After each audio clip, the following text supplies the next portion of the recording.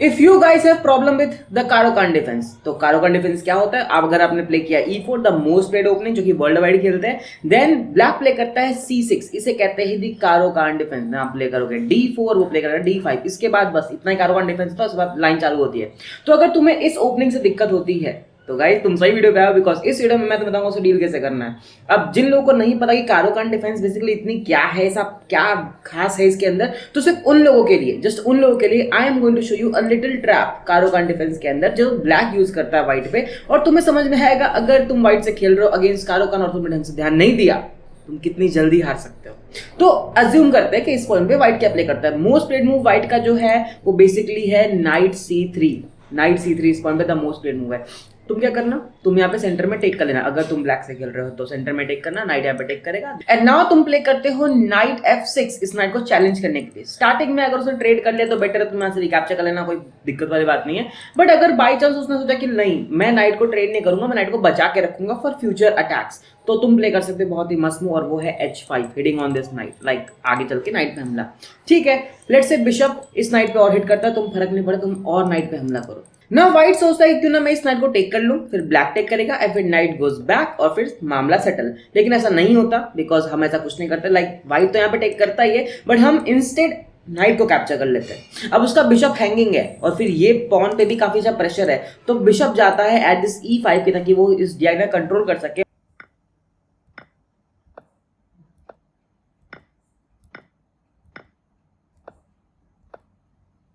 ऐसे करके आप पूरे -3.6 की इंजन रेटिंग हासिल कर सकते हो कारोकान डिफेंस में, just at the 12th move. Let's assume white जो है वो यहाँ पे नाइट C3 प्ले नहीं करता, इंस्टेड वो E5 प्ले कर देता है। देन आप क्या प्ले करोगे? आप प्ले करोगे बिशप F5। क्यों? क्योंकि आप लेटर फेजेस में चाहते हो प्ले करना E6 की, ताकि एक अच्छे खासे पॉन का पिरामिड बना सको। और द मोमेंट पॉन गया E6 पे तो ये लाइट स्क्वायर बिशप यहाँ पे ट्रैप ना हो जाए, इसलिए व्हाइट प्ले करता है bishop challenging bishop, you take queen take, that's fine. अब आप प्ले करो E6। अभी देखो ध्यान से, अगर बिशप यहाँ होता तो क्या वो बन पाता? नहीं। और ये actually dream come true position होती है कारोकान प्लेयर्स की, बिकॉज यहाँ पे उनका पोजीशन काफी सॉलिड होती है, बहुत सॉलिड पोजीशन होती है ना। व्हाइट क्या प्ले करेगा? C3 इस पॉन पे डिफेंस करने के लिए, पॉन चेन बनाने के लिए हम प्ले करते हैं यहाँ पे C5 इस पॉन पे हमला करने के लिए। लेट्स से नाइट आता है यहाँ पे, इसको पॉन को डिफेंड करने के लिए हम भी प्ले करते हैं नाइट E7 इधर से डिफेंस करने के लिए। अब यहाँ पे अगर व्हाइट सोचे कि क्यों ना मैं मारूं एक चेक और ले लूं पॉन को by doing this check queen defence and then take this pawn, तो भाई ये हो जाएगी सबसे बड़ी गलती। ये एक ट्रैप है, बहुत तगड़ा ट्रैप है, और ये एक पॉइजनस पॉन था, बिकॉज हम यहाँ प्ले करते हैं night G6, a discover attack, queen moves away and we play pawn to B6, queen is trapped, खत्म। तो यू कैन अंडरस्टैंड ना कि कारोकान जो भी लोग खेलते हैं उनका ड्रीम कम टू पोजीशन क्या होता है। यहाँ पे एक बहुत ही लंबे पॉन चेन बनाना जो कि काफी अच्छा डिफेंस का काम करता है, उसके बाद तुम पे सिर्फ अटैक करते रहना, अटैक करते रहना और अटैक करते रहना, और तुम थोड़ी सी भी गलती करोगे तुम्हारी क्वीन भी ट्रैप हो जाएगी, या तो फिर ब्लैक अपने इस पॉन को प्रमोट कर क्वीन बना लेगा, ऐसा कुछ करके होता है। लेकिन ये सब कुछ भी नहीं होगा अगर तुम इस वीडियो को एंड तक देखोगे, बिकॉज आज की वीडियो में मैं तुम्हें बताऊंगा कि आखिर कारोकान डिफेंस को डील कैसे करना है ना। क्योंकि कारोकान डिफेंस जो भी लोग खेलते हैं, तुमने प्ले किया E4, वो प्ले करते C6, कारोकान डिफेंस के लोग सोचते हैं कि तुम प्ले करोगे D4 तब जाके वो प्ले करेंगे D5, बट तुम ऐसा नहीं करते क्योंकि तुम यूज करने वाले हो 2 नाइट्स वेरिएशन का। जी हाँ, आपने सही सुना, knight F3 should be your move against Caro Kann defence, because वो प्ले करते हैं D5, तुम प्ले करो knight C3 and that's it. इस सेटअप से कारोकान डिफेंस के प्लेयर वाकिफ नहीं होते, और इसमें विन रेट आपको काफी अच्छी मिलती है। मैं खुद पर्सनली इसी को यूज करता हूं और लिटरली बहुत ही अच्छा काम करती है, कसम से बहुत अच्छा काम करती है। Let me show you. इस पॉइंट पे ब्लैक क्या प्ले कर सकता है? या तो पॉन को पुश करेगा इस नाइट पे हमला करने के लिए, या पॉन से पॉन रिकैप्चर कर लेगा, या उसका अच्छा move bishop to this G4। क्यों? क्योंकि मैंने आपको अभी समझाया कि ब्लैक को लेटर फेज में E6 प्ले करना होता है, तो बिशप ट्रैप ना हो जाए इसलिए वो पहले ही बिशप को बाहर निकाल लेते हैं। तीनों मूव देखेंगे, मजा आएगा। पहला मूव देख लेते हैं, we have pawn captures pawn. अगर ऐसा कुछ होता है you play knight take this pawn, उसमें कोई दिक्कत नहीं है। अब आपका ओपोनेंट सोचेगा क्यों ना मैं प्ले करूं नाइट टू दिस F6 इस नाइट को चैलेंज करने के लिए, जो कि मैंने आपको भी समझाया ब्लैक प्ले करता है। तो हम प्ले करेंगे क्वीन E2 इस नाइट को डिफेंड करेंगे, हम नहीं जाएंगे पीछे, ना जाना ही नहीं है, पैसिव नहीं खेलना, डिफेंड करो बस।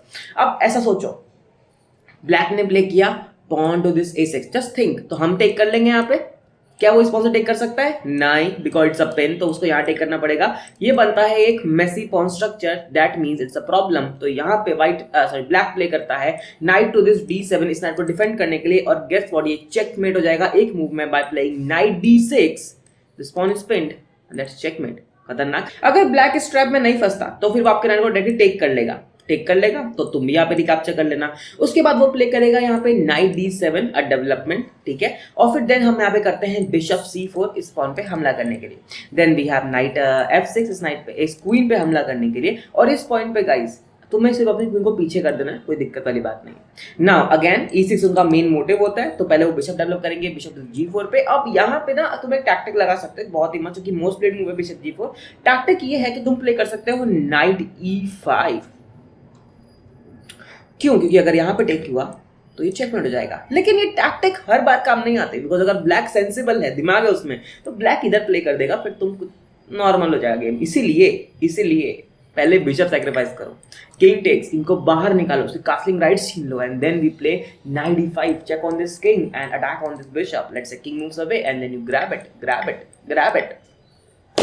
You will win a full pawn hair.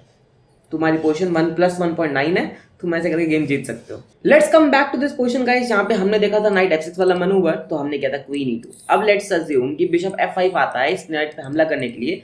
Same manoeuvre है, bishop f5 then e6 followed by this, ठीक है। सेम मनूवर है, कारोकान यही लोग यही करते हैं।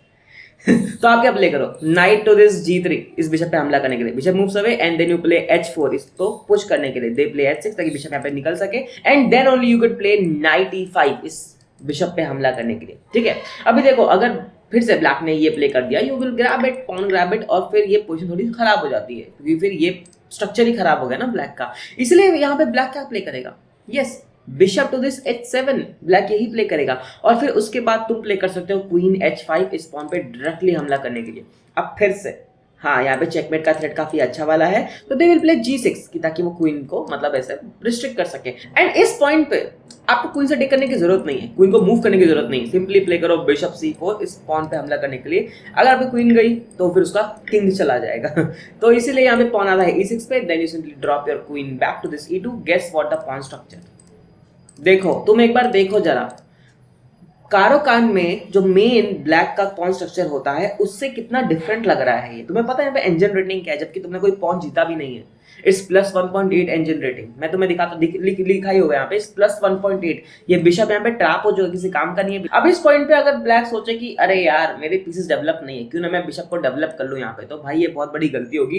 Can you guys find that move?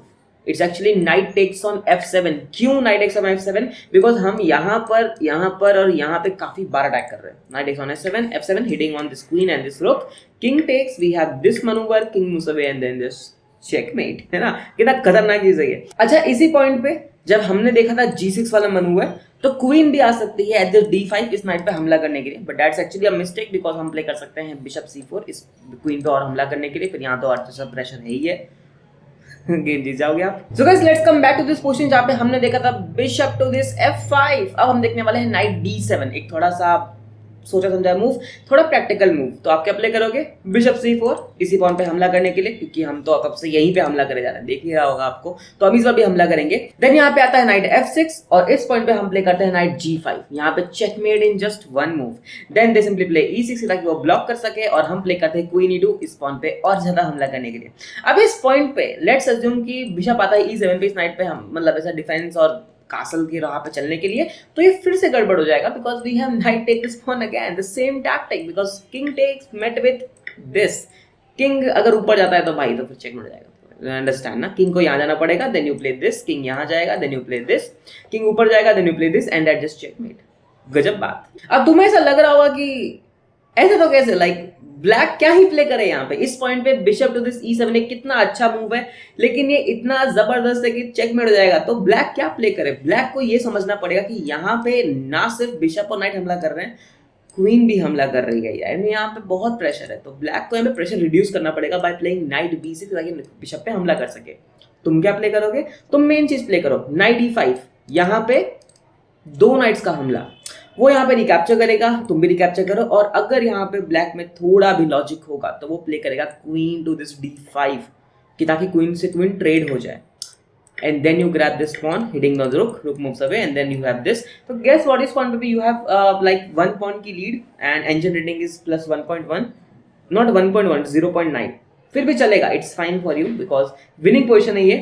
You can actually go for a castle, उसमें कोई दिक्कत वाली बात नहीं है. Perfect. और है एक और चीज, यहाँ पे रुक मूव कर चुका है तो तुम्हारा ओपोनेंट कासल नहीं कर सकता. Good for you. Okay guys, we are back on the starting position जहां पे हमने देखा था पॉन टेक्स पॉन. अब हम देखने वाले हैं pawn comes and hit on this night.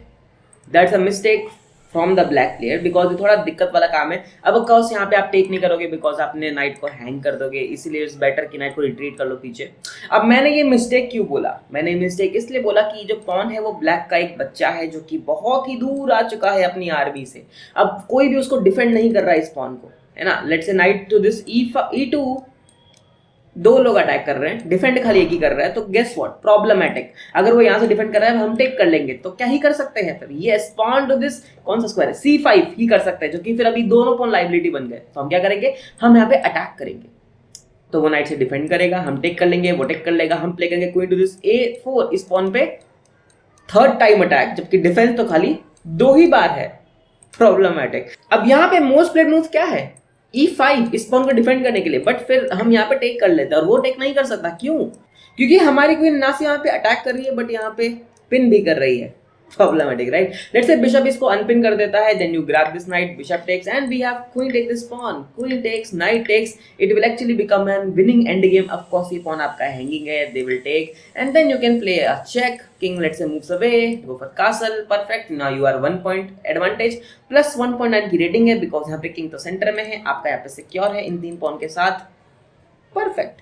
So guys, we are back on the starting position जहां पे अब हम देखने वाले हैं आज का लास्ट मूव और वो है bishop to this G4 pinning this knight to the queen. अब इस पॉइंट पे बहुत लोग क्या करते हैं, वो दे टेक कर लेते हैं, they will take and then we have D4 which actually a dry position. इसमें कुछ नहीं है, कुछ नया हुआ कुछ नहीं है. लाइक नाइट यहाँ पे आता है, you pin it, E6 you take it, they take it, and that guess what, कुछ नहीं. Then they simply play like knight. Okay, it's our chance side, we could play something like castle. They develop their knight, we play this, they take, we take, and that's it. That's they develop their bishop. खत्म. इसमें फिर you can actually pin this knight, but then they go for castle and that's fine. Bishop यहाँ पे आके कर सकता है. तो इसमें कुछ ऐसा इंटरेस्टिंग नहीं है, it's just a dry position. मैं आपको कुछ इंटरेस्टिंग बताता हूँ जो कि आपको खेलने में भी मजा आएगा. फिर इस पॉइंट पे टेक मत करो, let this pawn come forward. तुम सिंपली बीटिंग मूव प्ले करो और बिशप E2 प्ले करो कि ताकि कासा करने का मन करे तो कर सको. अगर यहाँ पे ब्लैक सोचे कि okay I can attack this night, और नाइट तो यहाँ जा भी नहीं सकता, तो भाई थोड़ी गड़बड़ हो जाएगी. बिकॉज ये सेम थिंग हम फ्रेंच डिफेंस में यूज करते हैं और वो है नाइट टेक दिस पॉन. क्यों इतना अच्छा है? Because queen takes mate with bishop takes bishop, good for us. If bishop take bishop we have knight take bishop, again good for us. We got a 1 point lead. Congratulations. तो इसीलिए यहाँ पे pawn push तो नहीं होगा अगर अच्छा है नहीं हो तो. They could play E6 and then we simply play D4 अपने सेंटर पे कंट्रोल करने के लिए. They play knight F6, we play E5, we have knight D7, we have knight G5 यहाँ पे हमला करने के लिए. और आपको लग रहा होगा कि 1 मिनट अगर बिशप टेक्स बिशप तो कोई बात नहीं भाई, क्वीन टेक्स बिशप क्या दिक्कत है.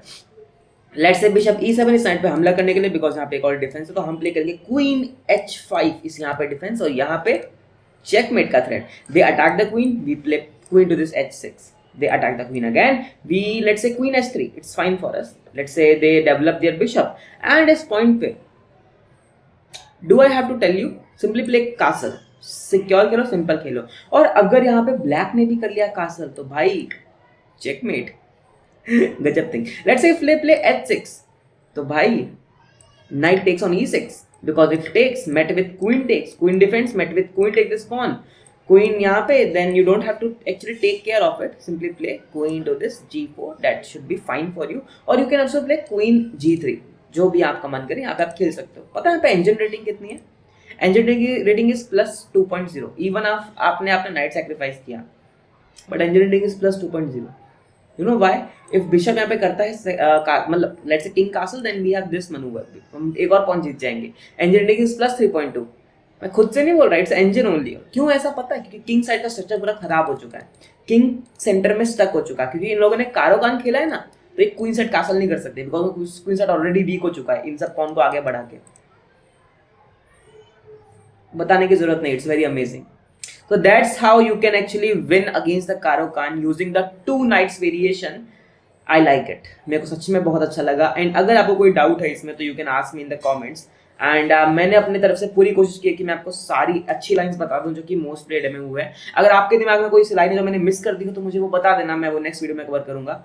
तब तक के लिए मिलते हैं, till then take care, like share comment subscribe channel. Okay, bye bye.